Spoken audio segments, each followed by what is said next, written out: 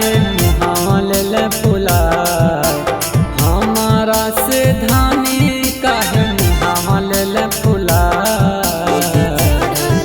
जी चढ़ल सबनमा जब से रहल नहीं जाए टरकवा से दाना देवा घर घुमाए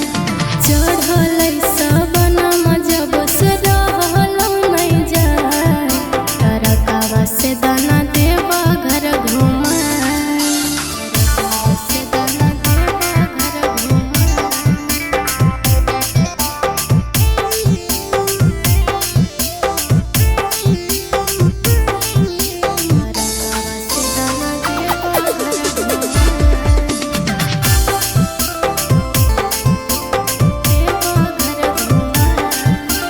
अब की बेरी पैसा के धनी हकई परेशानी अगल बेरी चली है जब घर बात ले मोरा मानी ए राजा अगलो बेरी कहलियो राजा घुमैलो नहीं देवा घरबा झूठो के बनो राजा टरकवा के ड्राइवरबा कि तोरा धनी बतैयो कुछ समझो न आए कि तोरा धनी बतैयो कुछ समझो न आए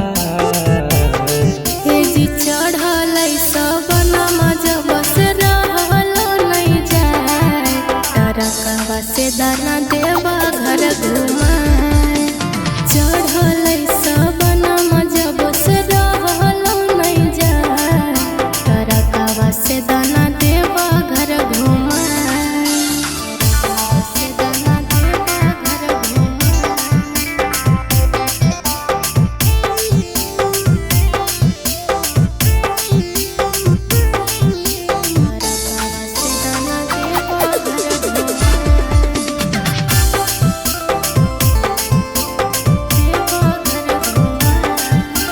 हौसी बम तोरा सुने मोरा जान गे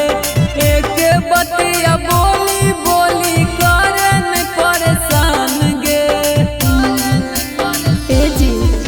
सुना हमर राजा कौनो चला तो नहीं बहाना